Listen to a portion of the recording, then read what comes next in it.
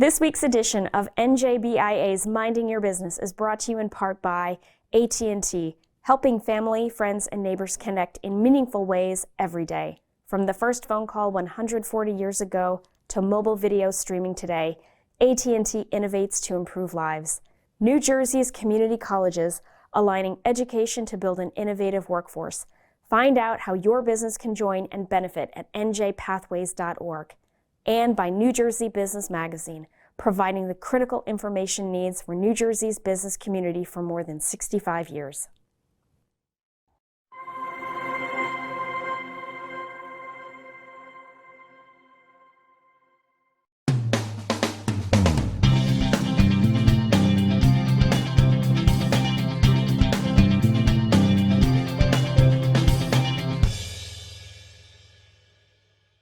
Welcome to NJBIA's Minding Your Business. I'm Bob Considine. Well, the New Jersey Manufacturing Extension Program recently held its 10th annual Made in New Jersey Manufacturing Day with more than 1,000 attendees taking part. Here to discuss that huge event and what's going on with manufacturers in the state is NJMEP Chief Operating Officer Peter Connolly. Peter, thank you so much for being here. Thanks for having me, Bob. All right, so we should start. You've just been named Chief Operating Officer at NJMEP. I guess it was in September. Correct. So how deep do your roots go in manufacturing? So I've been in the aerospace and defense industry over 40 years, mostly with one company called DRS Technologies. Started off in operations, program management, business development, and then executive management. So my last 10 years, I ran manufacturing companies for DRS. And then I spent 6 years with a company called ShockTech as president, which is a manufacturing company. Yeah, ShockTech was aerospace and defense industry. Correct. Wow, it's a big important industry. Right? Yes. And not a whole lot of laughs, I take it. No. All right, great. What do you see your mission here at NJMEP? So my job as a COO, I'm number 2, is day-to-day operations. Okay. So my job is to keep things moving, working with our account managers, our clients, on meeting their needs of the programs that they're going and doing with us, meeting with new clients on what are their future needs, and then coordinating with the NIST MEP network. Yeah. What kind of feedback do you get when you speak to these manufacturing companies? For what we do with them, very positive. Yeah. Each company is a little different. Some have different problems, which we'll probably get into. You know, there's always workforce and supply chain, but I am sensing a positive vibe over the last 2 years. Good. You know, folks should know NJMEP is basically the foremost provider of resources, programs, and information for New Jersey manufacturers, and we have a partnership called Manufacturing Counts with NJBIA. We help out with the advocacy with all that. So it's great teamwork, and it's great to have you on board. Appreciate your support. Yeah, thank you. So I mentioned at the outset, NJMEP had its 10th annual Made in New Jersey Manufacturing Day. Huge event. Where was it? I Play America? I Play America down in Freehold. Right. So we're trying to make sure that we're satisfying both the North Jersey and South Jersey constituents. Yeah. 1,000 people. It was a Women in Manufacturing Day. A lot of people don't realize how many women are actually involved in managing manufacturing programs and manufacturing companies. So we got to highlight all of those. Yeah. We had a robotics competition, 5 high schools. One was actually an all-female team from Villa Walsh in Morristown. Oh, that's great. It was incredible. Right. We had a Made in New Jersey product showcase, which was really popular. Even News 12 was down watching. Really? So great. Yeah. So Made in New Jersey, what was the competition again? You said it was with the kids? There was a robotics. Robotics. So what did they create? Do you remember? Robots. Wow. They had to shoot basketballs. Okay. Oh, no kidding. That's what I'm getting. Yeah, they shot basketballs. We did have a climbing, but we couldn't fit it into the facility. But it was a hit. I think we had 500 people watching. I would have said that's the perfect place for it in a way, the I Play America for the kids. You know, I'd heard about the women, the focus on women in manufacturing. How far? We've heard there's some decent growth with women in the manufacturing industry, but in terms of like CEOs and up kind of executive team, is there more that can be done to promote that growth? Yes, and we're starting to work with that. You're seeing a lot of companies. Zago Manufacturing is one. Gail Friedrich. She's been on the show. She's been very good of apprentice and bringing people up. We're seeing even Mitch Khanna at Unionware doing similar stuff. So we're seeing a lot of companies do that. I think women are seeing it's a growth path for their careers. Right. Yeah. Great. You know, I was reading the World Manufacturing Foundation did have a statistic at the senior level, 9% of CEOs in all manufacturing right now. So That's gotta move up, right? Big number. What else would you say for the tenor of manufacturers at the event? So I've probably done 9 out of the 10. Okay. I saw this a very, very positive vibe. I think people are finally over the COVID issues. They're good to have people back to work. I saw a very positive vibe on that. I also see business coming back. There's still some issues. And I think there's a positive note of what they're seeing in the state and federal levels on support to manufacturing in New Jersey. And we're going to get to that. Before we get to the positive, what challenges are you thinking right now? What are the most biggest concerns you've heard, not only at that event, but just in general? It's the big 3: supply chain, workforce development, and cybersecurity. Wow. And they're pretty much intertwined. Right. Supply chain, even with the company I was with, I saw that coming back. You have to be still aware of the future, but I see the bigger issue is logistics and pricing. Oh, okay, that's interesting. You know, we were all defense. We were starting to go back to our customers and saying that price is not valid anymore. Wow. And even the big primes are dealing with that. Boeing, if you look at Boeing with the recent presidential plane and their KC tankers, firm fixed price, and they're just bleeding money. And is this some situation where it could ever revert back to, I guess, normalcy for prices, or is that ship sailed? Oh, I think it will come back. Okay, right. Time? Yeah. You know, it's funny. Don't know. You're mentioning like defense and big things like that for cost, but even like to buy windows right now, it's much more. You know, I've had a situation where I needed a window at my house, a large window, and it was going to be like $2,500, whereas 5 years ago, it might have been $1,500. So I just ordered 2 windows for my basement, and it took 6 months. Wow. Yeah, that's the other issue. And they're small little windows. Yeah. They're not, 6 months. And they had the wrong size. They flipped it. That's horrible. All right, let's talk about some positives. NJEA recently announced its manufacturing voucher program. Peter, what is that? So it's part of a bigger initiative that the governor had a $35 million budget line put into his this year's budget. Great. The first program, and the goal was supply growth, increasing high quality manufacturing jobs and emerging manufacturing technologies. Right. The first program down the chute is the MVP program. Right. And its goal is to work smaller and medium-sized companies in their internal machines. Yeah. So when I was at Shock Tech 2018, we had big presses. We started to upgrade those 2 a year. COVID, we had to stop. Right. So this is an investment for them to go help them invest in their equipment. So it ranges from $25,000 up to $250,000. $250,000. That's great. And it's roughly 50% of what the cost of the equipment is. Okay. So speak to that, Peter. When we're talking about having better equipment, better robotics or automation, how much does that actually help a company? A lot. Yeah. I've seen a lot of manufacturing companies you walk through, the lathes are 70 years old. Right. Wow. The lathe, I mean, they're 70 years old. You walk where there's a lot of older equipment. Yeah. A lot of it is now CNC. Right. It increases productivity. Mm-hmm. It's great. So it's good. Good program. I'll read for folks in the audience who are manufacturers. To be eligible, applicants must, for this MVP program, must meet several criteria. One, they have to be in a targeted industry. Equipment must be located and installed in a New Jersey location, and it must be used in the manufacturing process. Applicants also must provide a purchase quote or order pro forma and an equipment listing, and they must obtain a tax clearance certificate, and the project cost must be at least $25,000. Correct. And it can't be for equipment that they've already ordered. Oh, that's interesting. So it has to be, because you do have to get approval from the EDA. Yeah, sure. And good on EDA for facilitating this program. How about in terms of demand? Do you think that, is that money going to go, is it going to be overspent or overqualified? Oh, I think it's going to go quick. Yeah, you do. Last Monday was the announcement. Mm-hmm. I think we had 40 calls the next day. Wow. To help them with the process. And EDA doesn't have the process yet. Right. There's anxiousness. That's good. Yes. It's actually good in this situation. Another positive, Peter, is I wanted to ask about the CHIPS Act. This was signed by President Biden over the summer.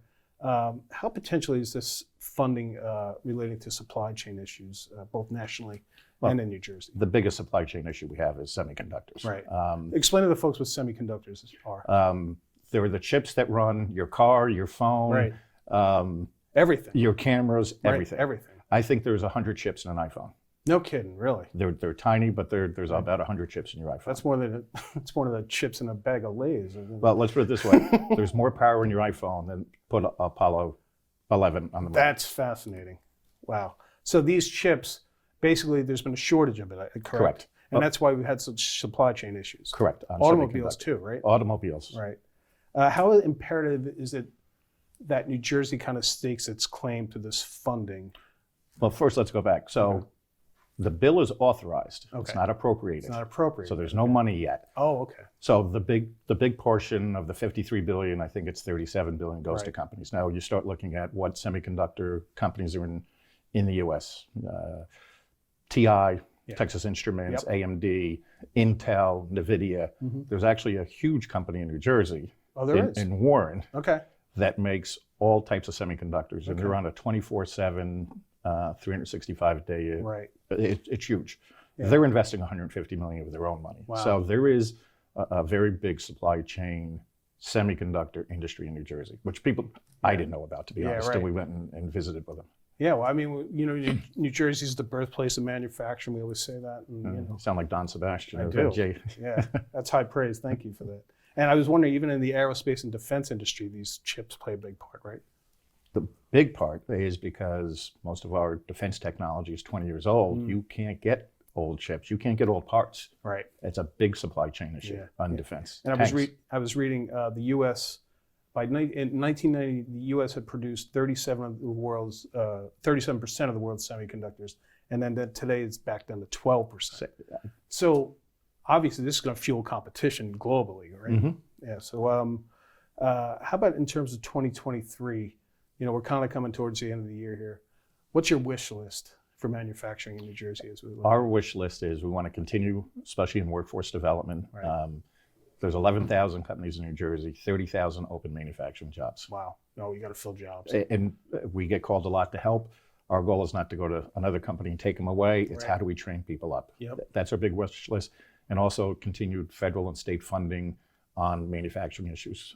New Jersey is a hotbed of manufacturing, and I think they're starting to see that. And it's an economical driver. Well, NJMEP will be driving these points home as they always do. And we'll be right there at the heart of it, Peter. Thank you. We appreciate the support. All right, thanks for being here. Thank you. All right, we'll be back right after these words. You're first. First to respond. First to put others' lives before your own. And in an emergency, you need a network that puts you first, that connects you to technology and each other, that's built with and for first responders. FirstNet, the only officially authorized wireless network for first responders. Because putting you first is our job. Welcome back to NJBIA's Minding Your Business. I'm Bob Considine. Well, for 7 years, the nonprofit Wings for Growth has fulfilled a mission of accelerating leadership and professional growth for women. And now it's launching a new initiative to bring a mentorship culture directly to companies. Here to discuss this new program is Wings for Growth founder and CEO, Varsha Waishampayan. Varsha, thank you so much for being here. Thank you. Thank you for the opportunity. So, we've been in the same circles for about 5 ye'ears now, and we've never actually had a long conversation, but I want to make two observations. One, when I see people talking to you, they're always smiling. And when I see you talking, you're smiling back. So thank you for bringing your magic dust to our studio today. Thank you, Bob. That's awesome. And the other thing is Wings for Growth. It stands for Women's Initiative to Nurture Growth and Success. This is the coolest acronym ever. Who came up with it? Actually, I did, and I did this like many years ago. I knew I'm going to do something with this name called Wings, and it just so happened that we could actually make this as an acronym for Wings. It's a great one. Yeah, I just love the idea of wings and flying high. Yeah, and I mentioned it's 7 years running, just about Wings for Growth. What is it, and what makes it different from other mentorship programs? I think I'm not going to say it's different, but I think the way we do it, the program itself has like similar components that most companies or other organizations are offering. Right. But I'm going to say that 3 or 4 reasons why this is very different and unique. So the first is our target audience is middle management. Okay. Right? So the women get to the middle and they start to feel stuck for several professional and personal reasons. Right. And then companies lose out on that talent. And the middle gets just bigger and bigger. Yeah. And then companies look for talent outside when there's a lot of talent right there. I thought this is where we need to help women if you're thinking about gender diversity. Mm-hmm. Right? This is the right place to start to get Right. the most maximum benefits Okay. and the results and impact. Okay. That's number one. Yeah. Number two, I always feel that the mentorship program can never be successful if we don't have great mentors. Yeah. And mentoring is a skill, Right. and it needs to be practiced, and people need to have experience with it. Mm-hmm. And the leadership done through mentorship is a very unique and very powerful learning concept. Right. So if we don't bring the two together, then mentorship programs can never be that successful. Mm. So we wanted to make sure that we create best practices, we bring best of the best mentors together. And then third, very important thing, that when you come out of the working environment, women are more vulnerable. They're in a stress-free environment. Right. So the learning happens the best. I was part of many mentoring programs during my career as a mentee and a mentor. And I always thought that, oh, HR is watching, my boss will hear about Right. it. Somebody will go talk about what I need or what I'm challenged with. So bringing these women out of their day-to-day work environment into a stress-free, high-touch, and highly structured nonprofit, which is driven by mission, Mm-hmm. it's just all the right things to come together, Yeah. and then the way to execute it. And what kind of qualities do you look for in a Wings mentor? So we always like to say that we have a very high bar Yeah. for our mentors, and that is for a reason, because we want to see the transformation happen in our mentees. I always think about somebody who's an active listener, and hardest skill to achieve. Mm-hmm. I mean, it's easy to talk about it, Yeah. but it's very difficult to do that active listening. Right. That's number one. Number two, leadership doesn't really happen because somebody is giving you advice or you're reading a book or listening in a classroom.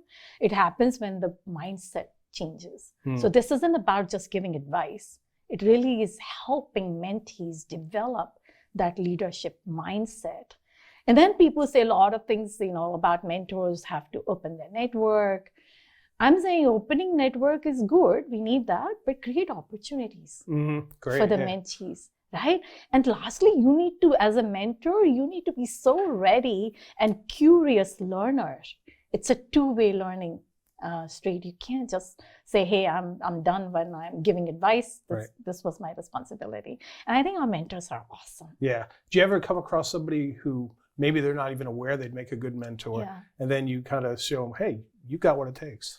And this is so interesting. I actually, we do have a mentor at Wings who was even junior to me when I was in corporate America.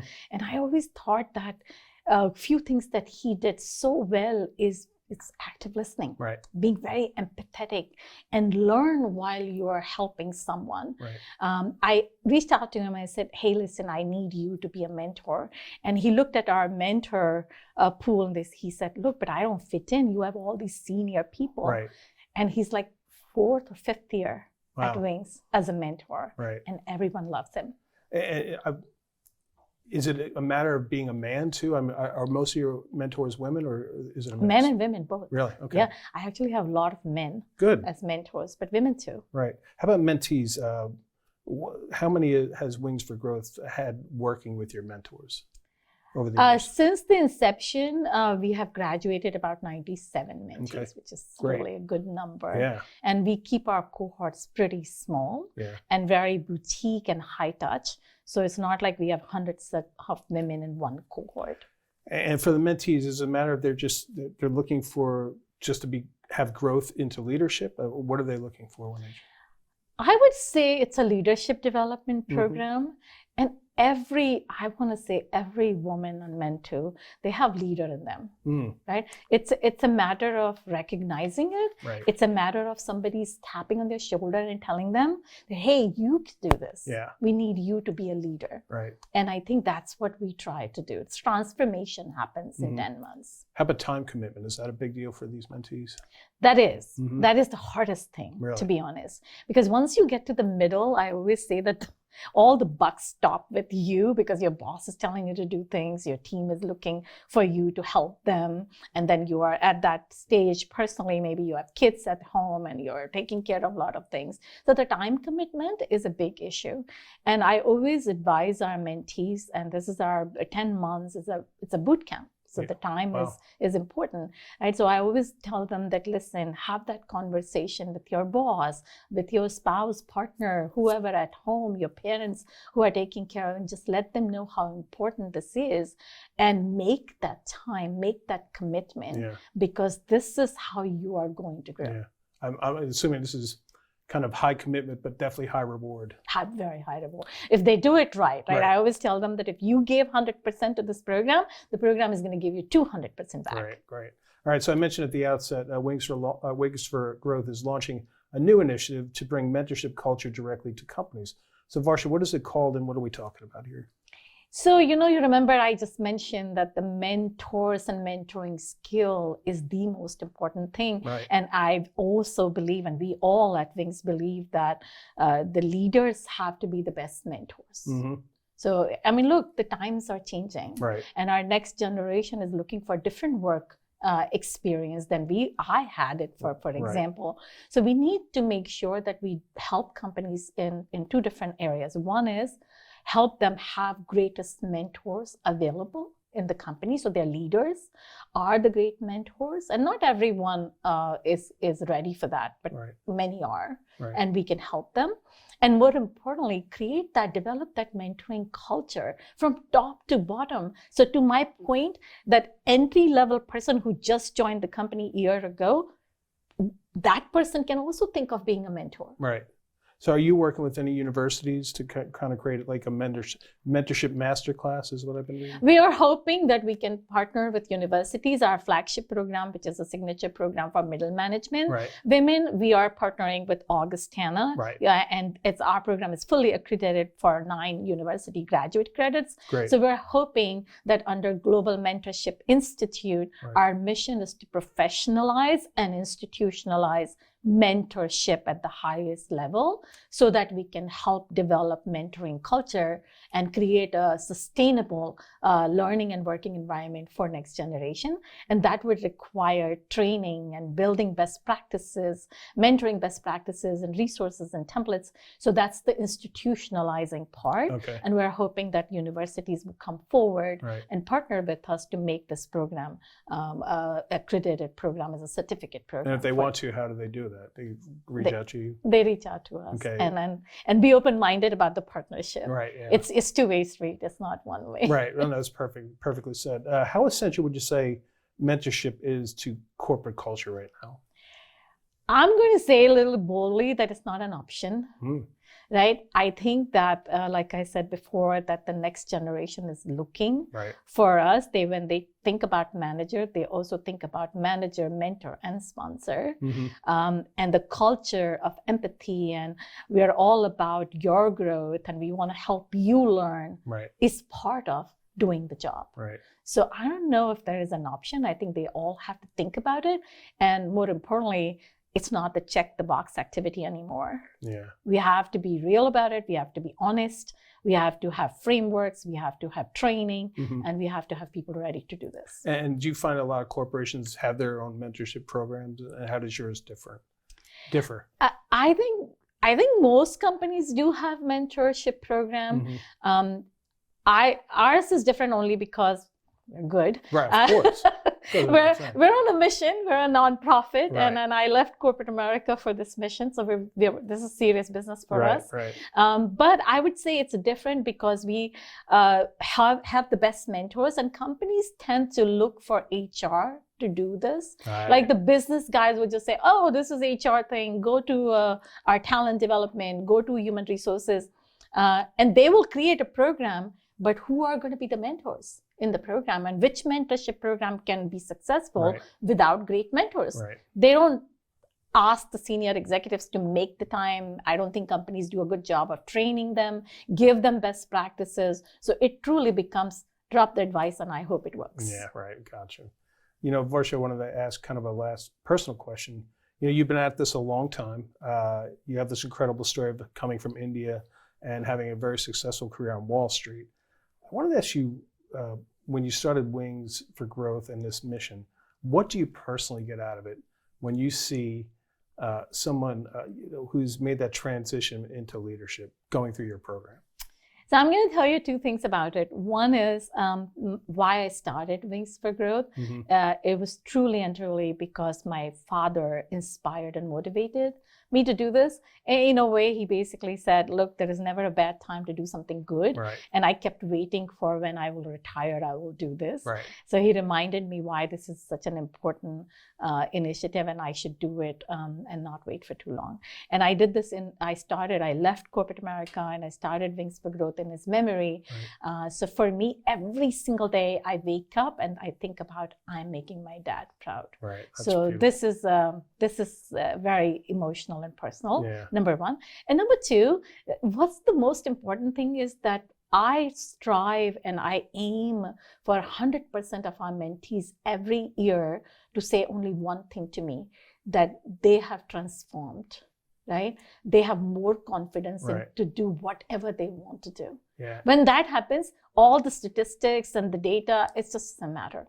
And those stories just really energize me and motivates me. Yeah, people are reaching their true full potential. Right? And when that, sort of light bulb is turned on, like all possibilities look amazing and also opportunities come out of those possibilities. Well, Wings for Growth, you can go find out more information at wingsforgrowth.org. What an aptly named website. Great job. Thank you. Varsha Waishampayan, thank you so much for being here. In closing today, we take you to a short video tribute for NJBIA's recently announced Awards for Excellence winners. Have a look at New Jersey's leading companies and executives for 2022.